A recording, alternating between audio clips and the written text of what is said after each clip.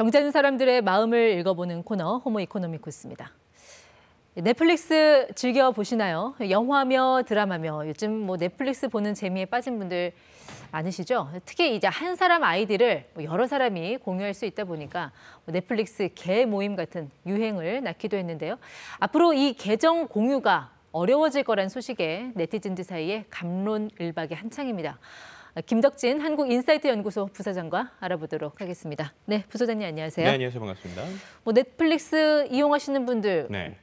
걱정 반, 궁금증 반 그런 것 같아요. 네, 맞습니다. 네. 이제 이러한 이슈를 좀 이해하기 위해서 일단 요금제부터 우리가 좀 이해를 해봐야 될 것 같은데요. 넷플릭스의 요금제는 크게 저렇게 세 가지 정도로 나눠집니다. 그래서 베이직 요금, 스탠다드 요금, 프리미엄 요금이 있는데 일단 화질의 차이도 있지만 가장 큰 것 중에 하나는 동시 접속 가능 인원이라고 보시면 될 것 같아요. 그래서 한 번에 볼 수 있는 인원이 베이직은 1명, 프리미엄은 최대 4명까지 동시에 볼 수 있는 상황이라고 보시면 될 것 같습니다. 국내 넷플릭스 가입자 중에 한 80%가 이 프리미엄 서비스를 이용한다고 하는데 월정액이 가장 비싼데 왜 이걸 가장 선호하나요? 일단 첫 번째는 화질인데요. 만약에 한 명이 보더라도 초고 화질을 보기 위해서 무조건 프리미엄에 가입을 해야 됩니다.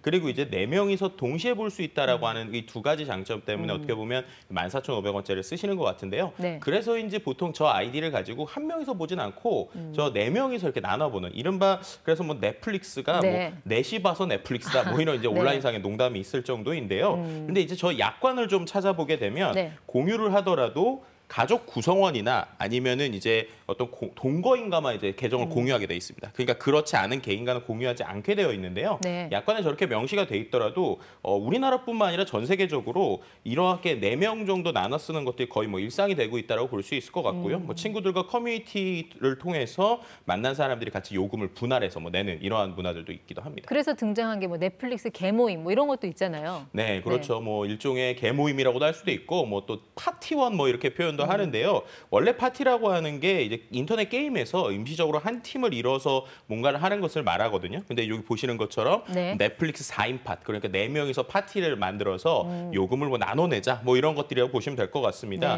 그래서 이제 프리미엄 고화질 요금제가 14,500원인데 넷이 내면은 한 사람은 3,600원 꼴이니까 훨씬 저렴한 거 아니냐 이러면서 커뮤니티들에서 이렇게 나눠내는 모습들을 좀 볼 수 있습니다. 이렇게 돈이 오가는 사안이라면 이런 것도 사업화하는 그런 분들도 계시겠어요? 그러니까요. 이게 이제 개인 간의 거래인데 이것을 가지고 이제 중개하는 회사까지 생겨났어요. 그러니까 기업형 방식이고 이게 혹시 불안할 수 있으니까 정식으로 등록된 회사다. 이렇게 얘기하면서 4명이서 이용할 수 있게 해준다는 건데요. 이렇게 하면서 약 한 30%의 수수료를 챙기고 있습니다. 그러니까는 14,500원짜리 요금을 한 사람당 5,000원씩 이렇게 살 수 있게 하는 이러한 것들까지 최근에 좀 나오고 있는 상황입니다. 이러면 자칫 돈만 받고 잠적하는 그런 사례도 나오는 거 아니에요? 네, 충분히 이제 조심해야 될 부분이 있는데요. 일단은 모르는 사람들과 결국 비밀번호 내용을 공유하는 거기 때문에 자칫 잘못하면 한 사람이 계정에 대해서 요금을 받고 일주일 안에 이것을 이렇게 취소한다거나 이렇게 되면 환불을 할 수 있거든요. 그러고서 이제 연락을 안 된다든지 이런 문제가 있고 또 중요한 것은 이러한 계정 공유 자체가 어쨌든 불법으로 이제 넷플릭스에서는 얘기하고 있기 때문에 기업이 됐든 개인이 됐든 문제가 생겼을 때 그것에 대해서 넷플릭스가 어떤 보장을 해주지 않는다라고 하는 것도 우리가 좀 생각해 볼 이슈일 것 같습니다. 그럼 그동안 넷플릭스는 이런 거 그냥 알고도 좀 방치를 한 건가요? 네, 어떻게 보면은 지금까지는 말씀하셨던 것처럼 이것에 대해서 별도로 규제하거나 이러진 않았어요. 근데 이번에 이제 미국에서 콘텐츠 무단 시청을 막기 위해서 본인 계정을 확인하는 테스트를 진행하고 있다. 지금 이렇게 이야기하고 있는 상황입니다. 네, 그래서 저 보시는 것처럼 실제로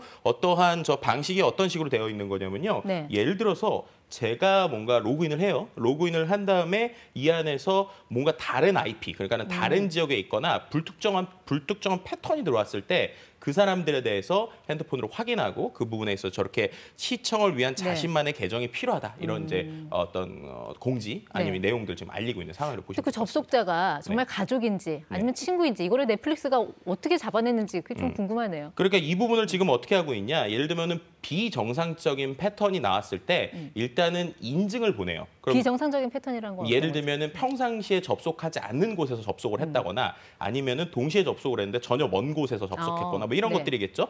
자, 그런 것들이 생겼을 때 계정 원래 소유자한테 이메일 코드를 보냅니다. 그리고 나서 그 코드를 몇 분 안에 예를 들어서 입력을 하지 않으면 그 멀리 있는 사람들한테는 저런 이제 메시지를 보내면서 시청을 계정 주인과 함께 살고 있지 않기 때문에 별도의 계정을 만들어라. 그러니까 결국에 돈 더 내라라는 얘기를 좀 하고 있는 상황이라고. 넷플릭스 입장에서는 어느 정도 이제 크기를 키웠으니까 그 줄줄 새 나가는 돈 좀 잡겠다는 뭐 전략인 것 같긴 하네요. 네, 실제로 이제 그들이 주장하는 것은 매출 손실이 무려 한 2조 6천억 정도다 뭐 이렇게 얘기를 하고 있어요. 근데 그게 어떻게 된 거냐면 실제로 이제 넷플릭스 사용자 한 33% 정도가 비밀번호를 공유하고 있다고 해요. 그러니까 그 사람들이 공유하지 않고 모두 다 썼을 때는 이 정도 금액까지 있다라고 보시면 될 것 같고요. 뭐 초기에 폭발적으로 가입자가 늘 때는 뭐 주가 상승에 대해서 뭐 사람들 기대감이 있기 때문에 그것을 너무 놔뒀는데 지금처럼 이제 어느 정도 정책에 있을 때 같은 경우에는 비밀번호 공유까지 단속하고 있다. 라고도 볼 수 있을 것 같습니다. 지금 그 단속은 미국에서만 시작이 된 거죠? 네, 지금 정확하게는 미국에서 테스트 중이라고 보시면 될 것 같고요.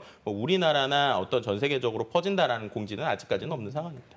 가입자들 반응은 좀 어떤가요? 아직까지 뭐 우리나라에서는 단속에 들어가지 않았다고 하지만 앞으로 이제 단속하는 거 아니야? 뭐 궁금증도 있을 테고. 네, 물론 이제 상당히 좀 반발에 대한 이야기가 있습니다. 제일 대표적인 것은 최근에는 이제 넷플릭스 말고도 뭐 디즈니 플러스라든지 여러 이제 대체제들이 있잖아요. 그러다 보니까는 뭐 이렇게 되면 우리 그냥 디즈니 플러스 보겠다. 이 기회에 아예 계정 옮기겠다. 이런 것들이 이제 미국에서 소셜상에서 계속 일어나고 있고요. 결국에는 지금과 같은 상황에서 이렇게 되면 오히려 승리자가 디즈니 플러스가 되는 것이 아니냐. 뭐 이런 의견들도 나오고 있는 상황이라고 보시면 될 것 같습니다. 이제 우리나라에서도요. 이제 계속적으로 이렇게 되다 보니까 가족들이 같이 있지 않고 떨어져 살 수도 있잖아요. 그러니까요. 그럼 떨어져 살 때는 그럼 이건 어떻게 해야 되느냐. 심지어 이제 댓글에서 그러면 뭐 등기부등본을 내야 되는 거냐. 이런 이제 어떤 목소리들까지 나오고 있어서 분명히 사용자들의 반발은 지금 좀 심한 편이다라고 볼 수 있을 것 같습니다. 뭐 당장 뭐 한국 시장은 단속에 안 들어갔다 하더라도 어느 정도 뭐 시장이 장악됐다고 하면 또 이런 계정 공유 단속할 수도 있는 거 아니에요? 네, 물론 그럴 수 있죠. 왜냐하면은 현재는 이제 우리나라의 오리지널 콘텐츠를 투자하거나 우리나라는 좀 더 투자하는 시장으로 보고 있는데 이 역시 이제 우리나라에서의 성장률이 좀 정체기가 오거나 어느 정도 이상의 매출을 이제 낼 수 없다라고 하면은 뭐 미국과 같은 어떤 정책들이 우리나라에 안 들어오는 게 오히려 이상하다라고도 볼 수 있을 것 같습니다. 사실 근데 이렇게 뭐 넷플릭스뿐만 아니라 처음에 뭐 무료 배송이다, 뭐 무료 서비스 이용이다 해서 고객자들 유치한 다음에 슬슬 그 혜택을 줄여나가는 경우를 우리가 뭐 숱하게 많이 봤잖아요. 네, 특히나 이제 우리가 알고 있는 대부분의 플랫폼 기업들이 처음부터 이제 그런 식으로 많이 하죠. 뭐 한동안 이제 유행했었던 게 무료 할인으로 뭐 미끼 상품을 만들고 그다음에 자동 결제된다든지 뭐 이런 것들도 있었고요. 온라인 플랫폼이 처음에는 수수료가 무료이다가 무료일 때는 엄청나게 혜택을 얘기하다가 유료로 됐을 때는 그런 것들을 소비자에게 공지하지 않거나 뭐 이런 것들이 좀 많이 있었고 뭐 이런 것들은 최근에도 계속 새로 나오는 앱들에서 여전히 존재하는 하나의 마케팅으로도 사용되고 있습니다. 그럼 소비자들이 나중에 뭐 뒤통수 맞았다는 느낌 안 들려면 뭐 나름대로 좀 안전 장치 이런 거 있어야 되지 않을까요? 네, 맞습니다. 이제 그래서 뭐 이제 말씀드렸던 앞서서 이제 자동 결제 같은 경우에는 실제로 온라인 콘텐츠 불공정 약관 시정 조치 등을 받았는데요. 결국 이런 것들이 되기 위해서는 계속적으로 소비자들이 먼저 나서서 뭔가 컴플레인을 걸거나 아니면 소비자들에 대한 명확한 의사 표현이 좀 필요하다. 그래서 소비자들도 자신들의 것들이 정확하게 어떻게 결제되고 있는지를 체크하는 습관을 가져야 된다라고 말씀을 드릴 수 있을 것 같습니다. 네, 저희 넷플릭스 OTT 업계 뭐 공룡처럼 성장을 한 기업인데 글쎄요, 이 시장을 장악하려는 뭐 의도는 아닌지 그 속셈에 대해서는 좀 지켜봐야 될 필요가 있는 것 같습니다. 네, 지금까지 호모 이코노미쿠스 김덕진 한국인사이트 연구소 부소장과 함께했습니다. 고맙습니다. 네, 감사합니다.